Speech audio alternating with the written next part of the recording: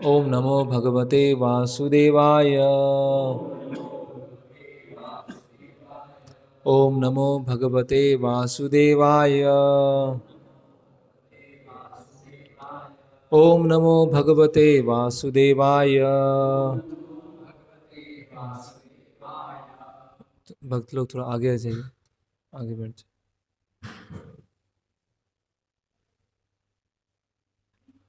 ओम अज्ञानतिमिरन्धस्य ज्ञानञ्जनं शलाकया चक्षुरुन्मिलितं तस्मै श्रीगुरुवे नमः। श्रीचैतन्यमनोभीष्टं स्थापितं येन भूतले स्वयं रूप कदा मह्यं ददाति स्वापदान्तिकं। वन्देऽहं श्रीगुरो श्रीयुतपदकमलं श्रीगुरून् वैष्णवांश्च श्रीरूपं साग्रजातं सहगण रघुनाथान्वितं सजीवं साद्वैतं सावधूतं परिजनसहितं कृष्णचैतन्यदेवं श्री राधा कृष्ण पादान सहगण ललिता श्री विशाखान्वितांश्च नमः ओं विष्णुपादाय कृष्ण पृष्ठाय भूतले श्रीमते भक्तिवेदांत स्वामी नाम्ने नमस्ते सारस्वते देवे गौरवाणी प्रचारिणे निर्विशेष शून्यवादी पाश्चात्य देशे तारिणे। जय श्री कृष्ण चैतन्य प्रभु नित्यानंद श्री अद्वैत गदाधर शिवासादि गौर भक्त वृंद। हरे कृष्णा कृष्णा कृष्णा हरे हरे। हरे राम राम राम हरे हरे। रामाय रामभद्राय रामचंद्राय वेदसे रघुनाथाय नाथाय सीताय पते नमः। हरे कृष्णा। तो आज बहुत ही शुभ दिन है, श्री रामचंद्र विजयोत्सव दशहरा। और कोई भी कार्य प्रारंभ करना है उसके लिए तिथि बहुत शुभ मानी जाती है। लोग अपने भौतिक जीवन में कुछ नया बिजनेस चालू करते हैं, नई दुकान चालू करते हैं, कुछ शुभारंभ करना है तो ये दशहरा जो होता है बहुत शुभ अवसर माना जाता है। और ये तिथि ऐसी है कि इसमें कुछ मुहूर्त वगैरह कुछ ढूंढने की या जानने की आवश्यकता नहीं होती, अपने आप में ये तिथि क्या है, बहुत ही ऑस्पिशियस है। तो आज ही के दिन भगवान रामचंद्र जो रावण है उसका वध किया था, और अलग अलग कल्प भेद के अनुसार अलग अलग जो भगवान राम रावण का वध करते हैं उसके पश्चात अयोध्या पहुंचते हैं, उसमें अलग अलग कल्प भेद हैं। तो अभी हम 2 दिन से चर्चा कर रहे हैं वाल्मीकि रामायण में, और उसमें हमने देखा कि किस तरह से जो रावण है वो भगवान को धोखा देने का प्रयास करता है, ट्रिक करने का प्रयास करता है ना। तो रावण तो खत्म हो गया, रावण का तो वध हो गया, लेकिन रावण जैसी जो मानसिकता है ना, रावण जैसी जो चेतना है उसको हमें खत्म करने का प्रयास करना है। ये विजयदशमी जो दिन है, तिथि है, वो हमें यही स्मरण दिलाती है कि सभी के अंदर रावण की तरह दुर्गुण हैं, रावण की तरह बहुत सारे अलग अलग तरह के अनर्थ हैं। तो जैसे कि पुतले बनाए जाते हैं, पुतलों को जलाया जाता है दशहरा के दिन। तो वो जलाने का उद्देश्य क्या है? जलाने का उद्देश्य ये है कि हम इस चीज़ को स्मरण रखें कि हमारे अंदर भी वो रावण की जैसी आसुरी वृत्ति है ना। तो रावण क्या करना चाहता है? भगवान राम को धोखा देकर सीता माता का भोग करना चाहता है। सीता माता कौन है? भगवान की अंतरंगा शक्ति है, या अंतरंगा शक्ति का एक विस्तार होता है, वो होती है भौतिक प्रकृति, मटेरियल नेचर। तो जो मटेरियल नेचर को भोग करना चाहता है, मटेरियल नेचर को भगवान की सेवा से संबंधित नहीं देख पाता है या भगवान की सेवा में नहीं लगाता है, वो सब रावण जैसी वृत्ति होती है ना। हालांकि सीता माता स्वयं अंतरंगा शक्ति है। तो ये जो प्रकृति है, ये जो भगवान ने प्रकृति बनाई है, उस प्रकृति का जो उपभोग होना चाहिए वो भगवान के द्वारा ही होना चाहिए। जैसे कि इस उपनिषद में बताएगा, ईशावास्यम इदम सर्वम यत् किंचित जगत्याम जगत, कि ये सारा जो पूरा संसार है भगवान के भोग के लिए बना है। और जितना निर्धारित किया जाए उससे अधिक अगर वो छीनने का प्रयास कर रहा है, अपने पास रखने का प्रयास कर रहा है, वो क्या है, एक चोर के समान है। तो जो रावण जैसी वृत्ति है कि डिसीव करना, धोखा देना या काम से प्रेरित व्यवहार करना, है ना, द्वेष होना, अनावश्यक रूप से हिंसा करना, तो ये सारी वृत्तियां छोटे छोटे रूप में बद्ध जीव में है। हम सब में ये वृत्तियां हैं। तो इन सबको हम कैसे इससे हम पार निकल सकें, इस अपने बद्ध स्वभाव को कैसे शुद्ध कर सकें, तो ये इसका मनन करने का, इसका चिंतन करने का आज ये श्री रामचंद्र विजयोत्सव दिवस है ना। तो हमने कल देखा कि किस तरह से मारीच को भगवान मारते हैं, और मारीच का वृत्तांत इस तरह से महत्वपूर्ण है कि मारीच के अंदर थोड़ा सा कुछ राम भक्ति जागृत हुई थी, थोड़ा सा उसको भगवान राम की महानता के बारे में पता चला था, लेकिन क्योंकि वो गलत संग में था, एक आसुरी व्यक्ति के संग में था, तो उस आसुरी व्यक्ति के संग में होने के कारण उसके प्रति वफादारी दिखाई। तो उसी तरह से इस साधक का जो प्रारंभिक अवस्था होती है, उसमें उसे एक स्तर का संबंध ज्ञान पता है, एक स्तर का भगवान की महानता के बारे में पता है, लेकिन अगर वो गलत संग को नहीं छोड़ेगा, असत संग को नहीं छोड़ेगा और असत संग के प्रति वफादार बन जाएगा, तो उसकी स्थिति क्या होगी। वो जो मारीच है, भगवान राम को शरणागति ले सकता था जिस तरह से जयंत ने लिया था, लेकिन मारीच ने ऐसा विचार नहीं किया, और वो असत संग के कारण उसने अपने जो बद्ध स्वभाव है उसको फॉलो किया, है ना।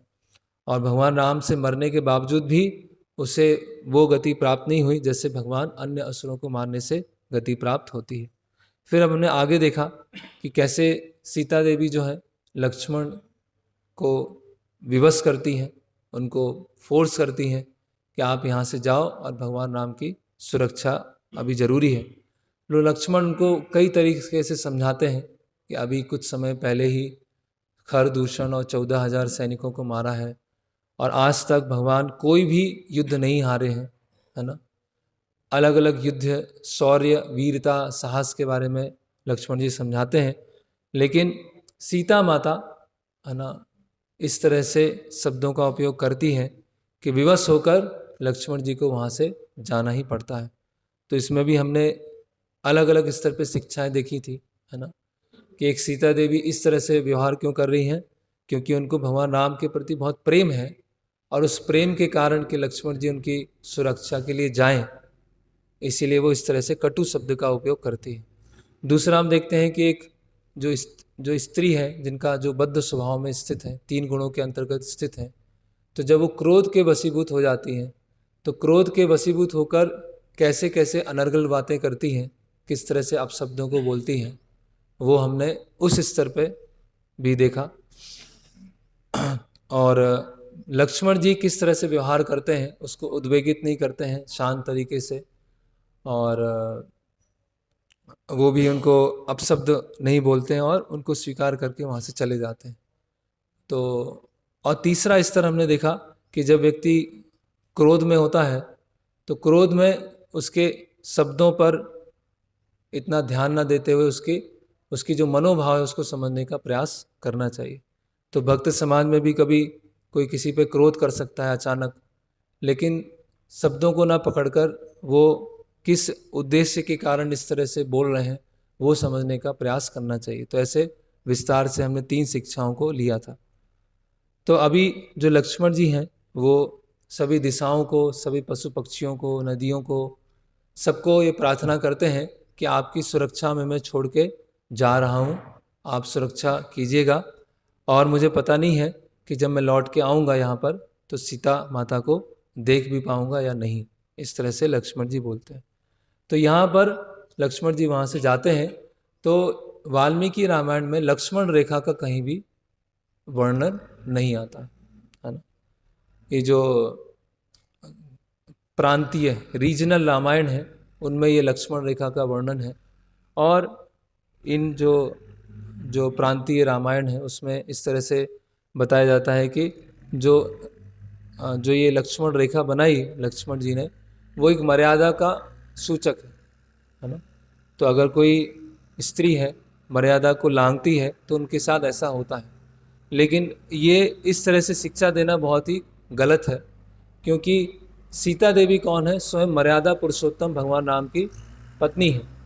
तो जो स्वयं मर्यादा पुरुषोत्तम भगवान राम की अर्धांगिनी है, वो मर्यादा को कैसे लांघ सकती है? तो इसीलिए ये जो जितने भी वाल्मीकि रामायण है, और वाल्मीकि रामायण के ही लाइन में जो बोनाफाइड रामायण है या शास्त्र है, वहाँ पर कहीं भी लक्ष्मण रेखा का वर्णन नहीं किया गया है। भगवान या भगवान के भक्त को इस तरह से शिक्षा नहीं देना चाहेंगे अन्य भक्तों के द्वारा कि उन्होंने मर्यादा को लांघा, इसीलिए मर्यादा को जन सामान्य को नहीं लांघना चाहिए। तो सीता देवी के साथ ऐसा नहीं हुआ।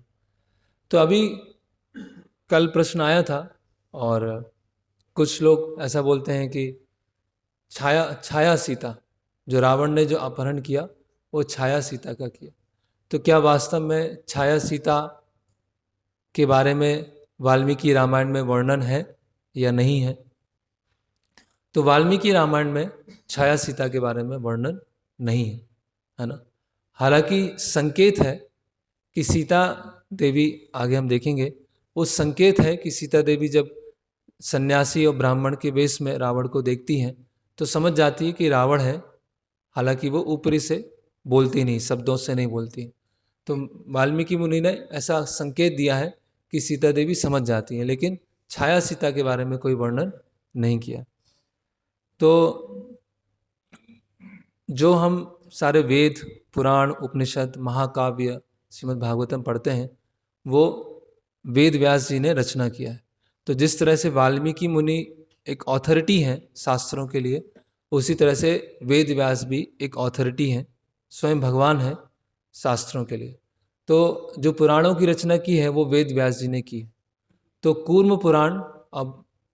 कूर्म पुराण में इसका वर्णन आता है छाया सीता के बारे में। तो जिस तरह से वाल्मीकि मुनि ने जो लिखा है वो सब बोनाफाइड है, उसी तरह से वेद व्यास जी ने जो रचना की है वो सब कुछ बोनाफाइड है। तो अगर हम वेद व्यास जी की ऑथोरिटी से देखें तो छाया सीता का अस्तित्व है, छाया सीता एग्जिस्ट करती है ना। और इसका तो कूर्म पुराण में कैसे आता है वो अभी हम आगे वर्णन देखेंगे, उसके श्लोक देखेंगे। और इसका एक वर्णन और है कि तिरुपति मंदिर में जो वेंकटेश भगवान है, उनके छाती पर, उनके चेस्ट पर 2 चिन्ह बने हुए हैं। एक बताया जाता है एक सीता देवी है और एक छाया सीता है ना। तो जो वेदवती हैं, छाया सीता हैं, वो भगवान राम से विवाह करना चाहती थी, लेकिन भगवान ने एक पत्नी व्रत का व्रत लिया था। तो जो वेदवती हैं, छाया सीता हैं, वो सीता ही है, सीता देवी ही हैं। सीता देवी का क्या है? वो रिफ्लेक्शन है ना। वो सीता देवी का ही एक प्रतिबिंब है, उनसे अलग नहीं है। तो ऐसा बताया जाता है कि कलयुग में जो वेदवती हैं वो पद्मावती के रूप में उनका जन्म हुआ, दक्षिण भारत के एक राजा की पुत्री के रूप में आई। और जो भगवान वेंकटेश हैं और पद्मावती का क्या होता है? विवाह होता है ना। तो ये तिरुपति मंदिर में, तिरुमला में, वहाँ के जो ब्राह्मण गण हैं उसका रिसाइटेशन करते हैं। जो जो भगवान वेंकटेश की लीलाएं हैं उनका वो रोज रिसाइटेशन किया जाता है। उसमें इसका भी वर्णन होता है कि वेंकटेश और पद्मावती का विवाह हुआ, और जो पद्मावती हैं वो त्रेता युग में छाया सीता थी, है ना। तो तिरुपति मंदिर जो है वो बोनाफाइड श्री वैष्णव संप्रदाय के अंतर्गत आता है। तो इस तरह से ये प्रमाण मिलता है कि छाया सीता क्या है? उनका अस्तित्व है। तो अभी कोई विचार करे कि जब छाया सीता का ही रावण ने अपहरण किया, तो इतना सब हम सीता देवी का, है ना, इतनी कठिन स्थिति को देखते हैं। रावण उनको धमकी दे रहा है, उनको प्रलोभन दे रहा है ना, मारने के लिए दूसरों को बोल रहा है कि इनको मार, किसी भी तरह समझाओ। तो ये सब क्या सत्य है? यह सत्य नहीं है। कष्ट किसको मिला? छाया सीता को मिला या सीता देवी को मिला? तो ये जो आधुनिक समाज में हमने जो बहुत ज़्यादा मैथमेटिकल कैलकुलेशन सीख लिया है, उससे हर चीज़ को हम लॉजिक से समझना चाहते हैं, है ना। तो अगर हम सुंदरकांड में देखेंगे तो जब हनुमान जी हैं, पहली बार सीता माता को बोलते, सीता माता को दर्शन करते हैं तो क्या बोलते हैं, इयम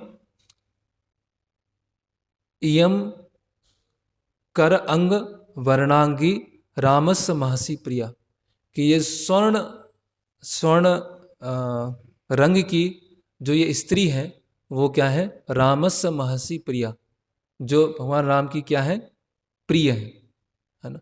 तो हनुमान जी कभी कभी असत्य वचन नहीं बोल सकते, है ना। और हनुमान जी ने जब सीता माता को देखा तो उन्होंने बोला, जिस तरह से सूर्य को और सूर्य की किरणों को अलग नहीं किया जा सकता है, उसी तरह से राम और सीता उनको अलग नहीं किया जा सकता। तो वहाँ पर हनुमान जी और सीता देवी का क्या है, बहुत सुंदर कन्वर्सेशन, बहुत सुंदर वार्तालाप है।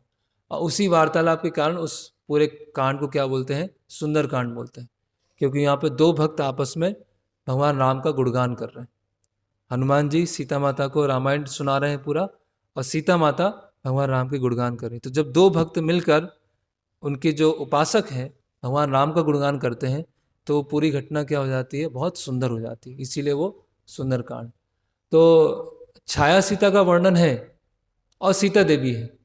तो रावण के लिए वो छाया सीता है, लेकिन जो भक्त हनुमान है उनके लिए सीता है। जैसे कि चैतन्य चरितामृत में बताया गया, अप्राकृत वस्तु ना होए प्राकृत गोचर, कि आध्यात्मिक वस्तुएं किसी भौतिक इंद्रियों से नहीं समझा जा सकता। जैसे उदाहरण के लिए ये डीटीज हैं, डीटीज की स्थापना होगी तो जो जिसके अंदर सेवा भावना नहीं है, भक्ति भावना नहीं है, या जो भक्ति में नहीं है, उनके लिए वो डीटीज क्या होंगे, पत्थर होंगे, मार्बल होंगे। लेकिन जो भक्त हैं, आचार्यगण हैं, उनके लिए स्वयं भगवान है, सच्चिदानंद रूप है, जो हम उनकी सेवा कर पाए इसके लिए उन्होंने ये जो भौतिक तत्व है उनका रूप लिया है, हालांकि वो है सच्चिदानंद। तो भगवान के विग्रह है, भगवान के विग्रह एक व्यक्ति के लिए पत्थर हो गया और एक व्यक्ति के लिए सच्चिदानंद विग्रह हो गया, है ना। तो अप्राकृत वस्तु ना होए प्राकृत गोचर, है ना। तो जो प्रकृति से परे की वस्तुएं हैं उसको प्रकृति के अंतर्गत जो लोग हैं उसको वो समझ नहीं सकते हैं। उसी तरह जो सीता देवी है, रावण है या राक्षस है, उनके लिए सीता देवी क्या है, छाया सीता के रूप में। वो रावण सीता देवी को स्पर्श ही नहीं कर सकता। लेकिन जो हनुमान जी हैं, विभीषण है, ये अन्य भक्तों के लिए वो कौन है, छाया सीता नहीं है, वो स्वयं साक्षात सीता देवी है। तो ऐसा नहीं सोचना चाहिए कि जो एक मैथमेटिकल कैलकुलेशन लगता है कि छाया सीता का अपहरण करके ले गया, सीता देवी अग्निदेव के पास में चली गई, तो वो एक ही वस्तु है ना, एक ही वस्तु। जैसे प्रभुपाद जी बोलते हैं, मैटर का मतलब क्या होता है, मैटर मतलब कोई भी स्पिरिचुअल वस्तु है, अगर वो भोग की भावना से देखी जाएगी या भोग की भावना से उसका उपयोग किया जाएगा, वो मैटर हो जाएगा। तो आध्यात्मिक और भौतिक वस्तु में क्या अंतर है, केवल सेंस ग्रेटिफिकेशन, केवल भोग की वस्तु। जैसे ही वो सेंस ग्रेटिफिकेशन आएगा, वो ही आध्यात्मिक चीज भौतिक वस्तु में परिवर्तित हो जाएगी। तो चाहे हम छाया सीता के दृष्टिकोण से इस घटना को देखें या स्वयं सीता माता के दृष्टिकोण से देखें, तो इसमें अंतर नहीं पड़ता है। ओके, तो इसके आधार और हम इस फिर श्लोक भी देखेंगे। तो एक फेमस है ना, कोई सो कॉल्ड गुरु है, उसने अपने ऐसे प्रवचन बोलेंगे या उसका जो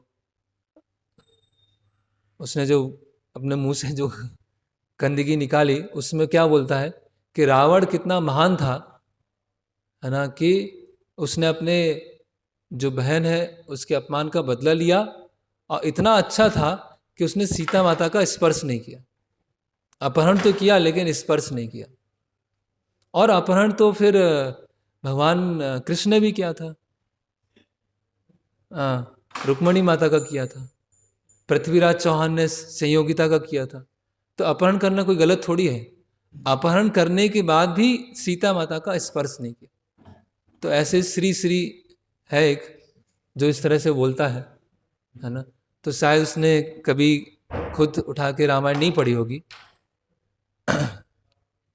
अभी जो रावण है वो सन्यासी के वेश में आता है ना, सन्यासी भिक्षु के वेश में आता है। तो ये यहाँ पर वाल्मीकि मुनि यहाँ पर बता रहे हैं कि जब उसने सन्यासी का वेश धारण किया, सन्यासी के वस्त्र धारण किए, लेकिन उसकी जो अंदर की जो चेतना है वो तो आसुरी है। तो जैसे ही वो सन्यासी के वेश में भी आता है तो क्या होता है, वहाँ जो हवा होती है वो रुक जाती है, पेड़ हिलना बंद हो जाते हैं। वहाँ पास में जो गोदावरी नदी थी वो धीरे धीरे बहना चालू हो जाती, मतलब सबको अभी डर लगना चालू हो गया। हालांकि वो है सन्यासी के वेश में, लेकिन राक्षसी प्रवृत्ति है तो प्रकृति भी क्या हो गई है, वो एकदम डरी हुई लग रही है ना।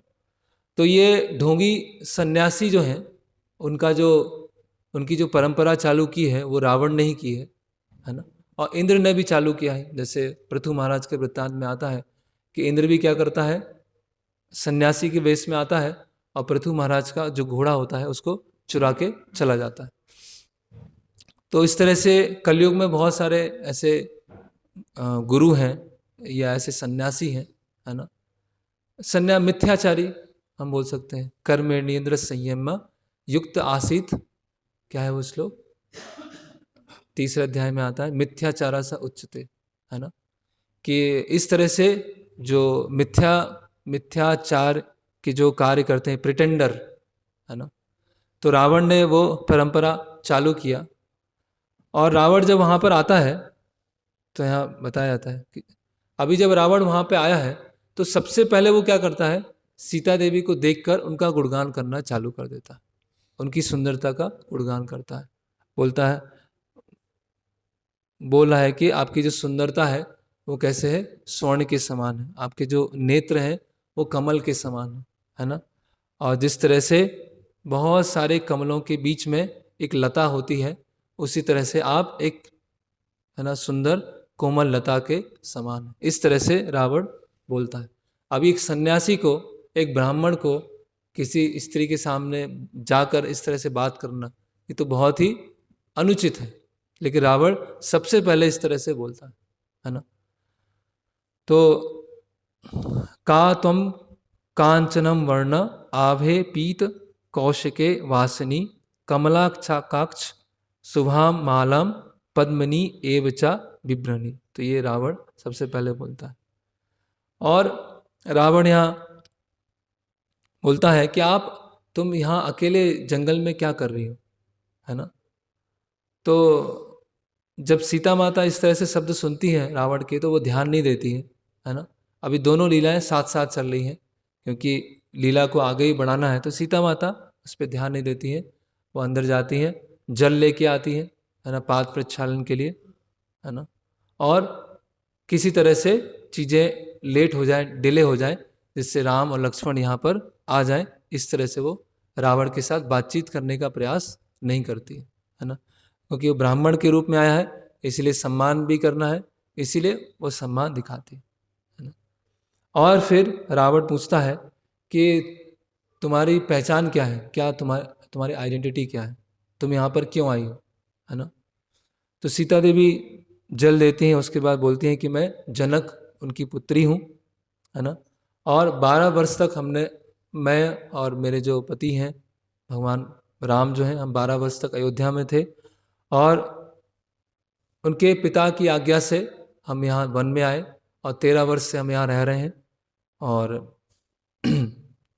वो बताती हैं कि जब भगवान 13 वर्ष के थे और मैं 6 वर्ष की थी तब हमारा विवाह हुआ था। तो इस तरह से पूरा अपनी पहचान सीता देवी रावण को बता देती हैं। फिर सीता देवी पूछती हैं कि आपकी क्या पहचान, आपका क्या वंश है। तो यहाँ पर वाल्मीकि मुनि बता रहे हैं कि ब्राह्मणों से या जो सन्यासी हैं उनसे उनकी वंश पूछने की आवश्यकता नहीं होती है ना। लेकिन सीता देवी जानती हैं कि ये वास्तव में ये सन्यासी नहीं है, ये ढोंगी है। इसीलिए सीता देवी क्या बोलती हैं, आप अपना पहचान बताइए, अपना वंश बताइए, है ना। तो जो रावण है, जो अभी अभी छुपे हुए वेश में है, वो अपना ही गुणगान करना चालू कर देता है ना। ऐसे कई लोग ऐसे वो होते हैं, मतलब इतने अहंकारी होते हैं कि खुद का गुणगान करना चालू कर देते हैं, है ना। तो सबसे पहले वो अपने बारे में नहीं बताता है, वो जहाँ से आया है, लंका से आया है, और लंका के जो राजा हैं उनका गुणगान करता है, मतलब छुप के खुद का गुणगान कर रहा है। मतलब सीता देवी को क्या कर रहा है, आकर्षित करने का प्रयास कर रहा है कि तुम तो वन में हो, यहाँ पे अकेले हो, और इतनी दयनीय स्थिति है ना। जो लंका है सोने की लंका है ना, वहाँ के राजा हैं, वहीं से मैं आया हूँ, और मैं जानता हूँ, और किसी भी तरह की कोई कमी नहीं होगी। तो इस तरह से वो सीता देवी को लुभावने का प्रयास करता है ना। त्वम पुनः जम्बुका सिंहिम माम एवा इच्छसि दुर्लभम ना अहम संख्या त्वम स्पष्टुम आदित्यस्य प्रभा यथा, है ना। तो यहाँ पर जैसे रामायण में ये भी बताया गया है, जो सीता माता के चरित्र से बताया गया है, कि माता कौन है, भक्ति देवी है ना। तो एक रामायण का नाम क्या है, सीतायाम महतम चरित्र, कि सीता देवी के चरित्र का गुणगान करने के लिए पूरी रामायण लिखी गई है। रामायण का वर्णन किया वाल्मीकि मुनि ने, सीता माता के चरित्र को बताने के लिए पूरा इस महाकाव्य की रचना किया। तो कैसे जो भक्ति देवी हैं, या जिनके हृदय में भक्ति है, उनका चरित्र कैसा होता है, उसके बारे में भी रामायण में वर्णन है। तो सीता देवी का चरित्र कैसा है, रावण अलग अलग तरह से प्रलोभन देने का प्रयास कर रहा है ना। अलग अलग तरह से अपनी शक्ति बता रहा है ना, अपनी समृद्धि बता रहा है, अपनी पूरे ब्रह्मांड में कैसे मैं श्रेष्ठ हूँ उसको बता रहा है। लेकिन सीता माता जो भक्ति देवी है, उन सबको सुनने के बावजूद भी वो अपने मतलब भगवान राम के प्रति जो उनका डिटर्मिनेशन है, उनकी जो भक्ति है, वो इधर से इधर हिली नहीं है। तो इस जिसके अंदर ये भक्ति है, जिसके अंदर भक्ति देवी हैं, उनका चरित्र कैसा होना चाहिए, वो सीता माता के माध्यम से हम समझ सकते हैं, है ना। तो सीता माता बता रही हैं जिस तरह से एक सियार जो है शेरनी को प्राप्त नहीं कर सकता है, उस तरह से जो रावण है वो मुझे प्राप्त नहीं कर सकता है ना। और फिर रावण जो है अपने बारे में बता ही देता है कि मैं खुद लंकापति रावण हूँ, है ना, और मैं तुम्हें अपने साथ में लेने आया हूँ, इसलिए तुम तैयार हो जाओ, और यहाँ जंगल में अकेले रहने की आवश्यकता नहीं है। तो सीता देवी जब ये सुनती हैं तो उनको बहुत क्रोध आता है, और क्रोध में बोलती हैं कि अभी तुम्हारा अंत क्या है, नज़दीक आ गया है, इसीलिए तुम इस तरह से बात कर रहे हो। और जैसे कालकूट जो विष का सागर होता है, तुम विष का सागर जैसे पीना चाहते, विष का सागर कोई पीने जाता है, उस तरह से मुझे तुम प्राप्त करने का प्रयास कर रहे हो। और जिस तरह से कोई तलवार को अपनी जीभ से स्पर्श करने का प्रयास करे तो उसकी जीभ की स्थिति क्या होगी, उस तरह से तुम मुझे ले जाना चाहते हो। भगवान राम क्या है, शेर के समान है, एक अगाध समुद्र के समान है, सोने के समान है, चंदन के समान है, गरुड़ जैसे हैं, जैसे मोर होता है, हंस होता है, और तुम क्या हो, एक सियार के समान हो, है ना। तुम एक गंदे तालाब होता है उसके समान हो, तुम एक कौए के समान हो, है ना, और एक गिद्ध होता है, तुम उसके समान हो, है ना। तो इस तरह से सीता माता भगवान राम का गुणगान करती हैं और रावण की स्थिति को बताती हैं। और रावण फिर बोलता है कि कुबेर मेरा भाई है ना, और कुबेर की राजधानी थी लंका, उसको मैंने चुराया, है ना। और देवता भी क्या होते हैं, मुझसे डरते हैं, वायु भी क्या होती है, बहना बंद हो जाती, और सूर्य भी है, वो अपना सूर्य भी क्या हो जाता है, मेरे कारण शीतल हो जाता है, और जो नदी है वो भी अपने तटों को पार करके बाढ़ नहीं ला सकते, वो भी सिमट जाती है। तो इस तरह से रावण किसके सामने गुणगान कर रहा है अपना, किसके सामने अपनी संपत्ति को बता रहा है, लक्ष्मी देवी के सामने। जो लक्ष्मी देवी जिनके पास सारी संपत्ति है, उनके बारे में रावण बता रहा है कि देखो मेरे पास क्या क्या है। कितनी बड़ी मूर्खता है ना।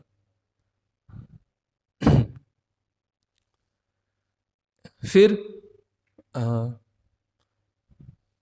जब सीता देवी बोलती हैं कि तुम कुबेर के भाई हो, लेकिन कुबेर के भाई कहलाने लायक नहीं हो और तुच्छ एक तृण के समान हो, है ना। और जब इस तरह से वार्तालाप आगे बढ़ती है तो रावण क्या होता है, अपने ओरिजिनल फॉर्म में आ जाता है ना। 10 ग्रीव, 10 मुख के उसमें फॉर्म में आ जाता है और सीता देवी को फिर अपहरण करने के लिए पूरी तरह से तैयार हो जाता है ना।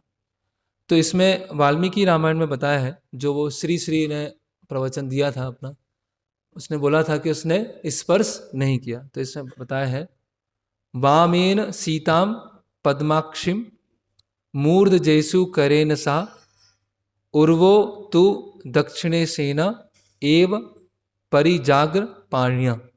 तो बता रहे हैं कि रावण ने अपने बाएं हाथ से सीता माता के बालों को पकड़ा और दाएं हाथ से सीता माता के पैरों को ऐसे स्पर्श किया, उठाया और फिर अपहरण करके ले जाने का प्रयास किया। तो यहाँ पर हम देख रहे हैं कि उसने सीता देवी को स्पर्श किया, लेकिन किनको स्पर्श किया? छाया सीता को। वास्तव में सीता देवी को स्पर्श वो कर ही नहीं सकता है।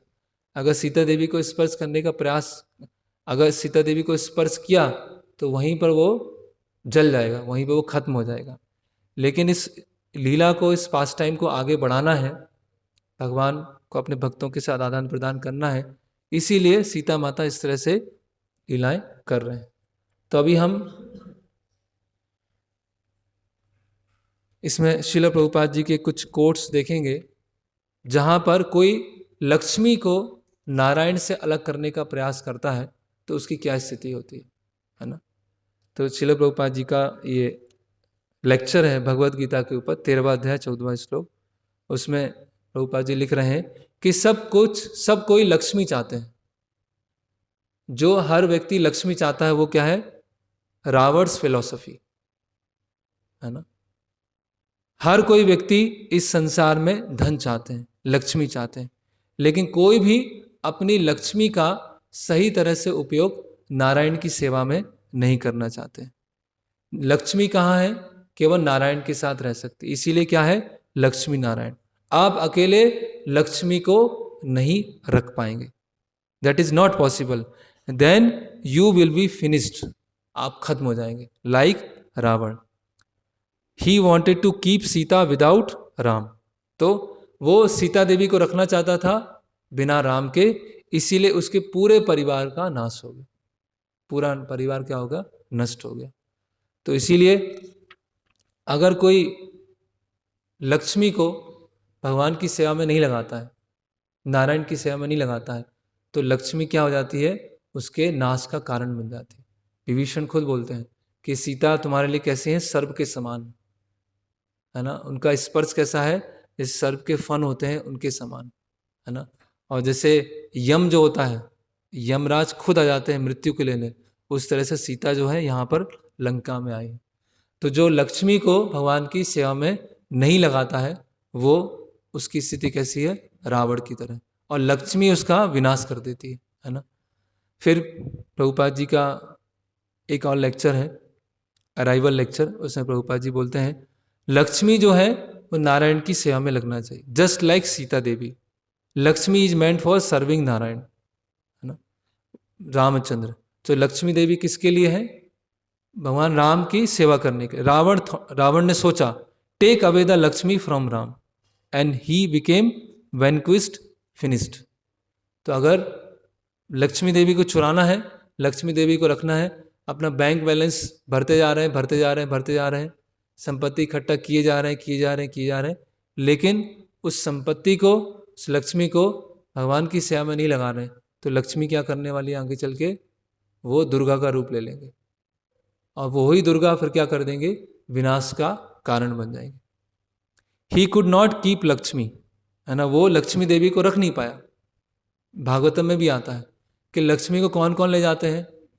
बहुत सारे लोग, डॉक्टर ले जाता है लक्ष्मी, है ना, वकील ले जाते हैं, पत्नी ले जाती है, ऐसे बहुत सारे अलग अलग लोगों के बारे में बताया है कि ये लोग लक्ष्मी ले जाते हैं। इसीलिए मरने के बाद तो लक्ष्मी वैसे भी छोड़ना पड़ेगा, वैसे ही सबको छोड़ के जाना है।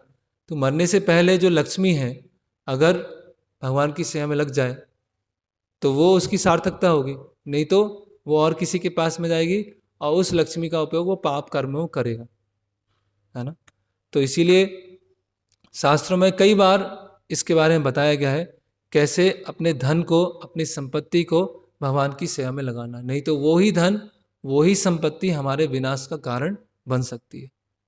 फिर प्रभुपाद का लेक्चर है श्रीमद् भागवतम 7वां का 9वां अध्याय 2 श्लोक, मायापुर में प्रभुपाद लिख रहे हैं, अगर कोई श्री को नारायण से हटाना चाहेगा तो उसका विनाश हो जाएगा। द एग्जाम्पल इज रावण, है ना। Ravan wanted to separate Lakshmi from Ram. Ravan क्या चाहता था? लक्ष्मी को राम से अलग करना चाहता। This attempt is so dangerous that Ravan instead of become happy he became vanquished with all his friends. Ravan क्या हो गया? पूरे परिवार के साथ उसका नाश हो गया, है ना। तो ये श्रील प्रभुपाद जी कई जगह अपने प्रवचनों में, अपनी पुस्तकों में इसको बार बार इस चीज़ को रिपीट करते हैं। तो इसीलिए अभी बहुत अच्छा अवसर है गौर राधा वल्लभ जी की सेवा में लक्ष्मी को लगाने का बहुत अच्छा अवसर है। अगर गौर राधा वल्लभ की सेवा में लक्ष्मी नहीं लगेगी तो वो लक्ष्मी देवी क्या करेंगी? वो विनाश का कारण बनेंगी। और ऐसा होता भी है, क्योंकि अधिकतर अभी जो लक्ष्मी कमाई जाती है वो पाप से कमाई जाती है ना। अगर हम वर्णाश्रम में देखें तो वहाँ धन इकट्ठा किया जाता है, कम से कम पुण्य है, यह भगवान की सिस्टम में रहकर वो धन आ रहा है, और वहाँ लोगों को समझ भी ऐसी है कि उसको हमें भगवान की सेवा में लगाना है। तो पाप की कमाई से जो भी अधिकतर ऑक्यूपेशन है, जो भी व्यापार है या भी जो भी जॉब है, उसमें कहीं ना कहीं पाप शामिल है। तो जो पाप से हम लक्ष्मी कमा रहे हैं, पाप से धन कमा रहे हैं, तो उस पाप का रिएक्शन हमको भी लगने वाला है। वो पाप हमारे ऊपर भी हावी होगा, आज नहीं होगा, कल होगा, कुछ समय के बाद में होगा। तो कम से कम उस पाप वृत्ति से जो अभी क्या करें, ऐसे सिस्टम में फंसे हुए हैं, उससे तुरंत निकलना भी मुश्किल है। तो कम से कम जो लक्ष्मी है उसका एक सिग्निफिकेंट पोर्शन, शास्त्रों में तो 50% बताया गया, तो कम से कम कुछ तो हम निश्चित करें कि महीने में 10%, 20%, 25% इतना धन हमें भगवान की सेवा में लगाना है ना। और कोई सोचे कि अरे क्या पाप माप क्या होता है, ये सब क्या है, हमें तो इकट्ठा तो ठीक है, वो तो रावण जैसा है वो, है ना। जैसे रावण सोच रहा है कि ये तो भगवान क्या है, भगवान तो तुच्छ मानव है ना, और ये स्त्री तो अकेले है, तो अपहरण कर लेते हैं। मतलब भगवान का जो निर्देश है, या भगवान ने जो शास्त्रों के द्वारा निर्देश दिए हैं, उसकी हम गंभीरता को नहीं समझ रहे हैं, और सोच रहे हैं ये सब क्या होता है, दान दे ना दे, और पाप की कमाई है, पाप की कमाई नहीं, इतना कोई सोचता नहीं कलयुग में। इतना सोचने बैठ गए तो घर कैसे चलेगा, इतना सोचने बैठ गए तो भक्ति कैसे होगी। तो कहने का मतलब क्या है, वहाँ रावण ने भगवान राम को हल्के में लिया, हम शास्त्रों की वाणी को हल्के में ले रहे हैं। बात वही हो गई, जो रावण की मानसिकता है वही हमारी मानसिकता हो सकती है, अगर शास्त्रों के निर्देश को हम ऐसी लाइट हल्के में ले रहे हैं। तो इस तरह से यहाँ पर ये बताया गया। फिर आगे हम देखते हैं कि जो रावण ने अपहरण किया उसके बारे में श्री चैतन्य चरितामृत में काफ़ी विस्तार से वर्णन आता है। और चैतन्य महाप्रभु जब दक्षिण भारत जाते हैं, और चैतन्य महाप्रभु जब दक्षिण भारत पहुंचते हैं, तो यहाँ उसका हम थोड़ा वर्णन देखते हैं, और कैसे चैतन्य महाप्रभु इस चीज़ को सिद्ध करते हैं कि रावण ने जिसका अपहरण किया था वो छाया सीता थी। तो ये चैतन्य चरितामृत में बताया है, दक्षिण मथुरा आइला काम कोष्टी हईते, तहाँ देखा हईल एक ब्राह्मण सहित। तो चैतन्य महाप्रभु दक्षिण मथुरा पहुँचे। दक्षिण मथुरा मतलब मदुरई। तो चैतन्य महाप्रभु मदुरई पहुँचते हैं, और मदुरई में क्या होता है, एक ब्राह्मण होता है। तो चैतन्य महाप्रभु क्या करता है, निमंत्रण देता है कि आप हमारे आइए, और हम आपको ऐसे प्रसाद के लिए बुलाना चाहते हैं। से विप्र महाप्रभु के कैला निमंत्रण, राम भक्त से ही विप्र विरक्त महाजन। तो ये जो ब्राह्मण था वो राम भक्त, भगवान राम का भक्त था, और उसने महाप्रभु को निमंत्रण के लिए बुलाया। विरक्त महाजन, बहुत ही विरक्त जीवन था। फिर चैतन्य महाप्रभु पास में वहाँ नदी था कृतमाला, वहाँ पर जाते हैं, स्नान करके आते हैं और उस ब्राह्मण के घर पहुँचते हैं। कृतमाला स्नान करी आइला तार घरे, भिक्षा की देवेन विप्र पाक नहीं करे। तो वहाँ चैतन्य महाप्रभु पहुँचे तो ब्राह्मण ने कुछ बनाया ही नहीं, वहाँ पर कुछ भोजन ही नहीं, तैयार ही नहीं है। तो चैतन्य महाप्रभु बोलते हैं कि आपने निमंत्रण दे दिया लेकिन कुछ है ही नहीं, यहाँ पर कुछ बनाया ही नहीं आपने। तो महाप्रभु कहे तार सुनो महाशय, मध्यान्ह हैल केन पाक नहीं है। कि दोपहर हो गया और अभी तक आपने कुकिंग नहीं किया, कुछ बनाया नहीं, तो कैसे कैसे मैं भोजन ग्रहण करूंगा। विप्र कहे प्रभु मोर, अरण्य वसती पाकेर सामग्री बन, ना मिले संप्रति। तो बता रहे हैं कि हम जंगल में रहते हैं, मदुरई तो सिटी है, शहर है, तो हम जंगल में रहते हैं, और जंगल में जब पकाने के लिए लकड़ी नहीं मिलेगा, सब सामग्री नहीं मिलेगा, तो कैसे पकाऊंगा मैं। तो महाप्रभु सुनते हैं क्या बोलना चाह रहे हैं। तो बोलते हैं कि अभी लक्ष्मण जो हैं, जो सब्जी हैं, शाक हैं, फल हैं, वो लेके नहीं आए हैं, इसीलिए अभी तक कुछ पाक नहीं बन पाए, कुछ कुकिंग नहीं हो पाई है ना। तो जब महाप्रभु सुनते हैं, तार उपासना सुनी प्रभु तुष्ट हईला, आस्ते व्यस्ते ए विप्र रंधनेर कैला। तो जब महाप्रभु सुनते हैं कि ब्राह्मण का ऐसा भाव है कि वो सोच रहे हैं कि अभी तक लक्ष्मण जी सामग्री लेके नहीं आए, लकड़ी लेके नहीं आए, तो कैसे पाक होगा, तो वो संतुष्ट होते। तो ये ब्राह्मण जो है भगवान राम की जो भक्ति कर रहे हैं, किस में कर रहे हैं, रागानुगा स्टेज पे कर रहे हैं। यहाँ बताया गया है कि ये जो रागानुगा स्टेज है ना, ये वैदिक भक्ति में जो भक्त होता है वो इस तरह से नहीं करता है ना, कि राजभोग का समय हो गया और भक्त लोग सोच रहे हैं कि अरे आज तो आए नहीं, आज तो कोई लेके नहीं आया, तो भगवान के चिंतन में खो गए। ऐसा वैदिक भक्ति में नहीं होगा। वैदिक भक्ति में तो जो अर्चा विग्रह है, समय पर ऑफर होना है तो होना है, अगर ऑफर नहीं हुआ तो भगवान नाराज हो जाएंगे, असंतुष्ट हो जाएंगे। लेकिन यहाँ पर महाप्रभु नाराज नहीं हुए, प्रसन्न हुए। ये कितना अच्छा भाव है ब्राह्मण का, है ना। ब्राह्मण मतलब राम भक्ति में इतना उन्नत है कि इस तरह से वो सोच रहे हैं, है ना। फिर वो जो हम जब राजभोग का समय आएगा और राजभोग के समय ऐसे मन के स्तर पर भगवान का चिंतन करते रहेंगे, तो जब खुद के प्रसाद लेने का समय आएगा उस समय भी ये चिंतन होना चाहिए। खुद के प्रसाद लेने का समय आएगा तो सबसे पहले आएंगे वो तो, लेकिन भगवान को जब भोग चढ़ाने का समय आएगा तब राग की स्टेज में चले जाएंगे। तो इसको बोलते हैं सहजिया भाव, है ना, कि भक्ति की जो उन्नत अवस्था है उसको सहज ले लेना, उसको बहुत सस्ता ले लेना। तो फिर क्या होता है, प्रभु भिक्षा कैले दिने तृतीय प्रहारे, निर्विन्न से विप्र उपवासे करे। तो चैतन्य महाप्रभु ने बता रहे हैं तीसरे पहर में 3 बजे प्रसाद लिया, मध्याह्न का प्रसाद। लेकिन ब्राह्मण बहुत दुखी था, है ना, ब्राह्मण बहुत दुखी था और उसने कुछ नहीं लिया, उसने व्रत किया। क्यों दुखी था, प्रभु कहे विप्रकारे करे उपवास, केने ते इत दुख केने करे हुतास। कि ब्राह्मण आपको इतना दुख क्यों है, इतने निराश क्यों आप, है ना, आपने क्यों उपवास किया है। तो ब्राह्मण बोलता है कि मुझे अपने जीवन जीने का कुछ प्रयोजन ही नहीं लग रहा है। विप्र कहे जीवे मोर नाही प्रयोजन, अग्नि जले प्रवेशिया छाड़ी वो जीवन। मुझे ऐसा लगता है कि मैं अग्नि में प्रवेश कर जाऊं, मुझे ऐसा लग रहा है कि मैं पानी में चला जाऊं, मेरे जीवन जीने का कोई प्रयोजन नहीं है।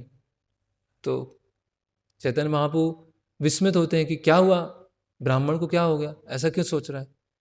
तो वो ब्राह्मण बोलते हैं, जगन माता महालक्ष्मी सीता ठाकुर रानी, राक्षसे स्पर्शले तारे इहा काने सुनी। कि जो सीता माता है, महालक्ष्मी है ना, उनको जो परम पवित्र है, उनको राक्षस ने कैसे स्पर्श कर लिया, और इस वृत्तांत को कैसे मैंने अपने कानों से सुन लिया, सुनने के बाद भी मैं जीवित हूं, मुझे तो आत्महत्या कर लेनी चाहिए। ऐसा ब्राह्मण बोलते हैं। रावण ने कैसे सीता माता को स्पर्श कर लिया, उसकी कैसे कैसे हिम्मत हुई, और इसके कारण वो क्या है, जो ब्राह्मण है दुखी। तो उन्होंने रामायण में पढ़ा, और रामायण में पढ़ने के बाद उनको ऐसा दुख हुआ। तो हम समझ सकते हैं कि कितना, है ना, वो ब्राह्मण जो है वो रामायण पढ़ने में कितना एब्जॉर्व है कि पूरा उसी में प्रवेश कर गए। उनके आंखों के सामने वो रामायण चल रही है। तो वो उन्हें घटना पढ़ने के बाद वो इतने व्यथित हो गए, इतने परेशान हो गए कि ऐसे कैसे हो सकता है ना।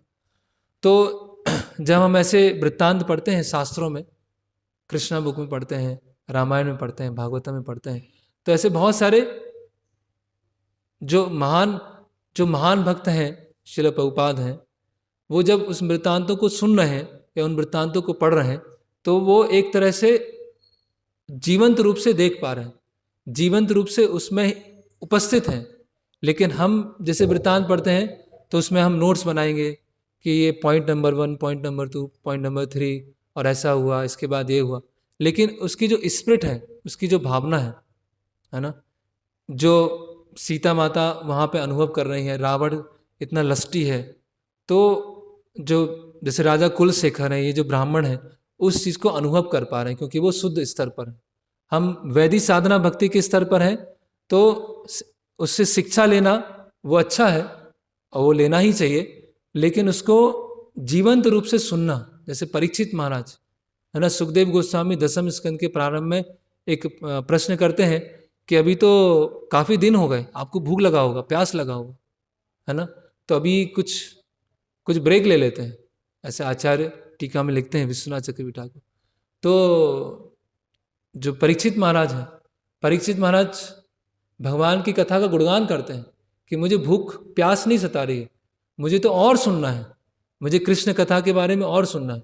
तो पूरी तरह से क्या है, वो कृष्ण कथा में एब्जॉर्ब है।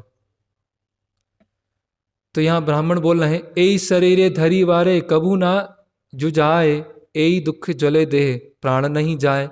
तो मुझे इतना दुख हो रहा है, ये सुनकर इतना दुख हो रहा है कि मैं जीवित ही क्यों हूं, मैं अपने प्राण क्यों नहीं त्याग देता। तो जब ये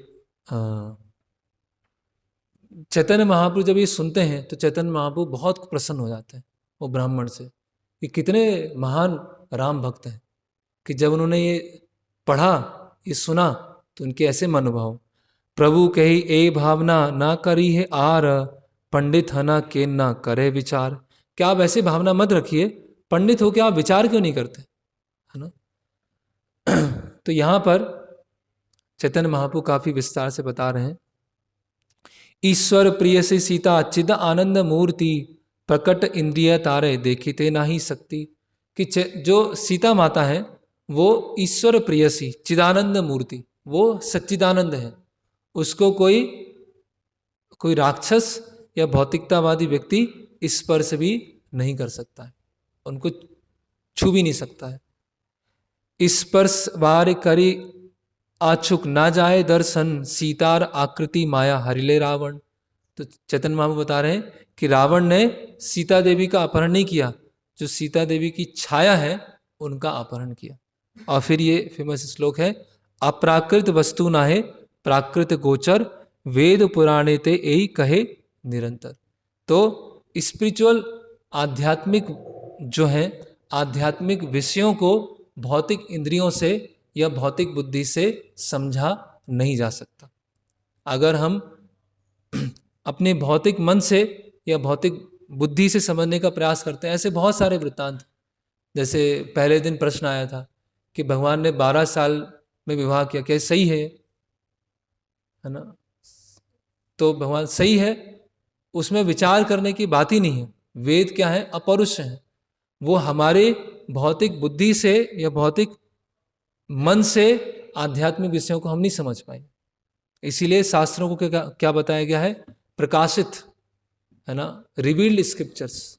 जो शास्त्र क्या है, प्रकाशित ज्ञान है, दिव्य ज्ञान हृदय प्रकाशित है। तो शास्त्रों का ज्ञान केवल बहुत अधिक संस्कृत पता है, बहुत व्याकरण पता है, शब्दों को हम विश्लेषण कर सकते हैं, केवल शास्त्रों को उससे नहीं समझा जा सकता है। शास्त्र क्या है, स्वयं भगवान की कृपा है। ये वाल्मीकि रामायण है या श्रीमद् भागवतम है, उसमें भगवान की स्वयं कृपा रूप में है। और भगवान की कृपा जो है भौतिक इंद्रियों, भौतिक बुद्धि से नहीं समझ सकते। तो आजकल के जो लोग हैं, जो शास्त्र, जैसे कि एक वो सो कॉल्ड फिलोसोफर है देवदत्त पटनायक, है ना, वो तो देवदत्त पटनायक ने राम सीता उस बुक लिखा, और उसमें वो क्या क्या लिख रहा है वो, कि जो रावण था वो बहुत ही वीर था, बहुत ही बुद्धिमान था, बहुत अच्छा ब्राह्मण था, और जो राम थे वो तो बहुत बोरिंग थे। इस तरह से वो लिख रहा है, और पुस्तकें बिक रही हैं, लोग खरीद रहे हैं, आजकल के युवा उसको ले रहे हैं। तो कहने का मतलब क्या है कि जो भगवान राम के चरित्र को या रामायण को या श्रीमद् भागवतम को अपने भौतिक इंद्रियों से विश्लेषण करने का प्रयास करेगा, भौतिक बुद्धि से समझने का प्रयास करेगा, वो नहीं समझ पाएगा। हर चीज़ में है, चाहे भगवान का प्रसाद है, चाहे भगवान का विग्रह है, चाहे भगवान का मंदिर है, या ये भगवान के भक्तों के लिए भी लागू होता है। ऐसे हम देखते हैं श्रील प्रभुपाद है या महान आचार्य है, तो प्रभुपाद तो बहुत सारे लोगों से मिले, बहुत सारे लोग उनके आसपास थे, लेकिन सब प्रभुपाद जी को नहीं समझ पाए, श्रील प्रभुपाद जी के निर्देशों को नहीं ग्रहण कर पाए। एक बार पुस्तक वितरण करने के लिए गए थे, तो उसमें व्यक्ति मिले, उनकी आयु होगी 70, 65, 75 साल। तो बोलते हैं हमने आपके जो प्रभुपाद उनको देखा है, उनको सुना है वृंदावन में, लेकिन उनका जीवन कैसा था? जीवन जैसे एक साधारण भौतिकतावादी व्यक्ति का होता है। तो इसीलिए ये बहुत ही इंपॉर्टेंट लाइन है, अप्राकृत वस्तु ना है प्राकृत गोचर, कि आध्यात्मिक वस्तुओं को, आध्यात्मिक घटनाओं को भौतिक मन और बुद्धि से समझने का प्रयास नहीं करना चाहिए। अगर समझने का प्रयास करना है, उतना ही समझ पाएंगे जितना भगवान हमको रिवील करते हैं। इसीलिए भगवान का एक नाम क्या है? अदुक्षजा, अधा अक्षजा। अधा अक्षजा मतलब जो इंद्रियों और मन को धकेल देते हैं, है ना। तो इसीलिए भगवान के जो महान भक्त हैं, भगवान है, विग्रह है, प्रसाद है, सब कुछ, जैसे न्यूज़पेपर रिपोर्टर वाले आते हैं, जब कोई फेस्टिवल होता है तो बहुत वाले प्रेस वाले आते हैं, तो वो ये नहीं पूछते हैं कि फेस्टिवल का क्या इंपॉर्टेंस है, इससे जन साधारण को क्या लाभ होगा। अभी उन्होंने पूछा कि प्रभुपाद जी के जो ये आपके स्वामी जी हैं, उनकी जो मूर्ति बनी है किस मटेरियल से बनी है, कौन सा मटेरियल है। अभी आएंगे तो पूछेंगे राधा कृष्ण आए तो कौन सा मार्बल है, ये मकराना मार्बल है, दूसरा मार्बल है, कौन सी जगह से आए। तो ये सब इंफॉर्मेशन में वो पूरे डूबे होते हैं, उसका जो आध्यात्मिक साइड होता है वो भूल जाते हैं, है ना। तो हमारे एक भक्त ने क्या बोला कि ये जो प्रभुपाद जी की जो मूर्ति बनी है वो सच्चिदानंद उससे बनी हुई, तो वो शायद वो समझ भी नहीं पाया होगा रिपोर्टर कि सच्चिदानंद क्या होता है। तो हर चीज को, हर आध्यात्मिक चीज को भौतिक उससे नापना, है ना। तो विश्वास करे तुम्ही अमार वचने पुनरअपि कुभावना न करीबे मन। तो चैतन्य महाप्रभु बोलते हैं आप विश्वास करो, आप इस तरह से दुखी मत हो। तो जो ब्राह्मण था चैतन्य महाप्रभु के ऊपर विश्वास करता है, लेकिन फिर भी उसको दुख तो थोड़ा रहते ही है। तो चैतन्य महाप्रभु आगे जाते हैं, आगे पढ़ते जाते हैं, और चैतन्य महाप्रभु सेतु बंद आसी कैला धनुष तीर्थ स्नान रामेश्वर देखी तहाँ करेला विश्राम। तो सेतु बंद के पास महाप्रभु पहुँचते हैं, रामेश्वरम पहुँचते हैं, और वहाँ पर कुछ ब्राह्मणों की सभा बैठी होती है, और वहाँ पर चैतन्य महाप्रभु ब्राह्मणों की सभा में पहुँचते हैं, और वहाँ पर कूर्म पुराण का चर्चा चल रही थी। कूर्म पुराण आपस में डिस्कस कर रहे थे। तो कूर्म पुराण में क्या आता है? पतिव्रता शिरोमणि जनक नंदनी जगत तेरे माता सीता रामेर ग्रहणी, कि सीता माता जगत जनक नंदनी है, पतिव्रता शिरोमणि है ना। रावण देखिया सीता लैला अग्निर शरण, रावण हईते अग्नि कैला सीता के आवरण, कि जब रावण आया तो अग्निदेव ने क्या किया? सीता देवी को अपने पास ले लिया, और जो छाया सीता है या वेदवती जो है वो वेदवती को वहाँ पर छोड़ दिया। तो इस तरह से पूरा वर्णन आता है, और चैतन्य महाप्रभु क्या करते हैं कि जो श्लोक का वह वर्णन चल रहा होता है उसको एक ताल पत्र पर लिख लेते हैं, और उस ताल पत्र को अपने साथ में लेके आते हैं, और उस ताल पत्र को क्या करते हैं? वो ब्राह्मण को देते हैं, और ब्राह्मण जब उसको पढ़ता है तो उसको बहुत प्रसन्न हो जाता है कि हाँ, जो रावण जैसा असुर व्यक्ति है वो सीता देवी को स्पर्श नहीं कर सकता है। और उसके बाद चैतन्य महाप्रभु क्या होते हैं, भगवान रामचंद्र का रूप प्रकट करते हैं। और जो ब्राह्मण है जब भगवान राम के दर्शन करता है कि चैतन्य महाप्रभु और भगवान राम है, उनमें कोई अंतर नहीं है, तो बहुत प्रसन्न हो जाता है ना, कि स्वयं चैतन्य महाप्रभु भगवान राम ने मुझे यहाँ पर दर्शन दिए हैं। और चैतन्य महाप्रभु वहाँ पर रात्रि में रुकते हैं और फिर आगे दक्षिण भारत के लिए आगे चले जाते हैं। तो इस तरह से हम देख सकते हैं कि रावण ने भगवान को धोखा देने का प्रयास किया, और रावण ने इतना सब युद्ध किया, है ना। अंतिम में आता है, वाल्मीकि मुनि बोलते हैं, सब इतना युद्ध किया, इतना प्रयास किया, उसके पूरे कुल का विनाश हो गया, उसकी खुद की मृत्यु हो गई। किसके लिए? एक मिथ्या चीज के लिए, जो सीता देवी थी नहीं। तो वहां पर वाल्मीकि मुनि बताते हैं कि हम पूरा अपना जीवन, है ना, पूरा अपना संघर्ष, पूरा जी जान लगा देते हैं, किसके लिए? मिथ्या चीज के लिए, जो वास्तव में सब्सटेंस है ही नहीं। और वो मिथ्या वस्तुएं जो होती हैं, वो ही हमारे विनाश का कारण बन जाती है। तो इस तरह से ये जो श्री रामचंद्र विजय उत्सव है, उसमें हम ये शिक्षा ले सकते हैं कि ये जो रावण जैसी जो वृत्ति है, भौतिक प्रकृति को भोग करने की जो वृत्ति है, भौतिक प्रकृति को भगवान की सेवा में ना लगाकर खुद के भोग करने की वृत्ति है, उससे हम बाहर निकलें। नहीं तो भौतिक प्रकृति ही हमारे विनाश का कारण बनेगी। हरे कृष्णा कृष्णा कृष्णा हरे हरे, हरे राम राम राम हरे हरे। किन्हीं का कोई प्रश्न है?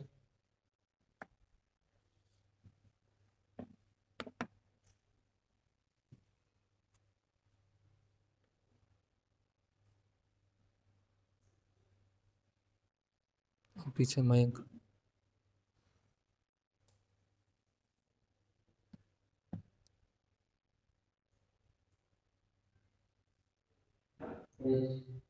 तो भी आपने बताया मधुरै को दक्षिण मथुरा में, तो इसका मतलब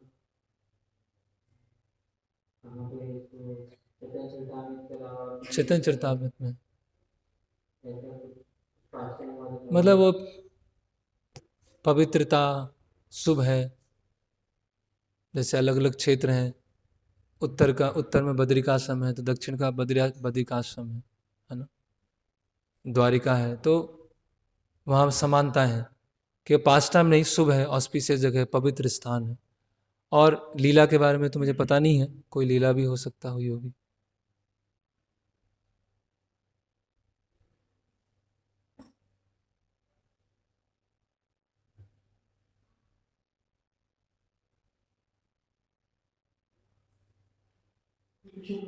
हरे कृष्ण।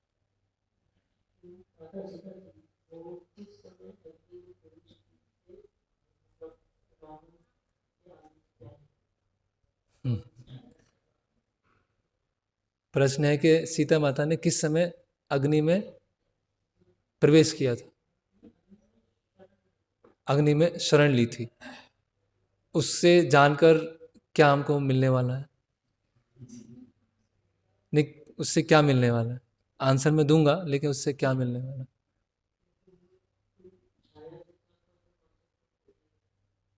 हाँ, तो जब लक्ष्मण जी गए और सीता माता कुछ समय के लिए अकेले थी, उस समय ये घटना होती है।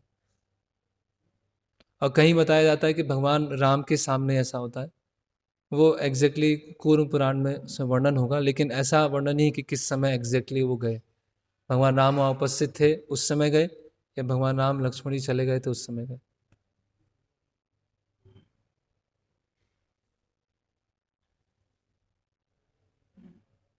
हरे तो आपको पता है कि लक्ष्मण रेखा का जो विवरण है वो वाल्मीकि रामायण में, हाँ, वाल्मीकि रामायण। तो फिर ये मतलब कैसे रामचरितमानस से कैसे? हाँ, रामचरितमानस में अगर है तो उससे आया है। लेकिन जो वाल्मीकि रामायण है या उसके आधार पर जैसे अध्यात्म रामायण है, पुराण है, उसमें कहीं लक्ष्मण रेखा का वर्णन नहीं। ये समझाने के लिए ऐसा मतलब इस तरह ये मतलब इस तरह से आया हुआ है लक्ष्मण रेखा फिर आपको बताएं किस तरीके से समझाना गलत है कॉन्सेप्ट तो जन्म हाँ, के लिए वो क्या मतलब कि रकम मिला जन्म वो जनमानस के लिए बोल सकते हैं, लेकिन सीता देवी कभी ऐसा नहीं कि मर्यादा को लांघ जाएंगी जिसकी वजह से उनका अपहरण हो जाएगा। उनको कुछ ऐसा नहीं कि उनको जब लक्ष्मण रेखा होगी तभी उनकी सुरक्षा होगी। जब रावण आता है वहाँ पर अशोक वाटिका में, तो सीता देवी अपने सामने एक घास का तिनका रख देती, तो रावण उसी से डर जाता है, तो ही नज़दीक नहीं आता है वाल्मीकि रामायण में। तो इस तरह से वो सीता लक्ष्मण रेखा का कॉन्सेप्ट नहीं। अब वहाँ पर क्यों है वो पता नहीं, लेकिन जो वाल्मीकि रामायण वो हम चर्चा कर रहे हैं।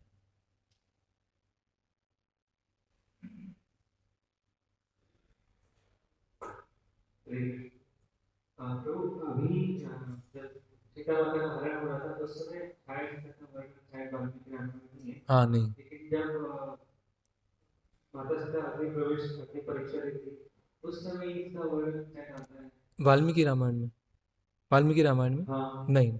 उसमें हाँ वहाँ पे भी नहीं।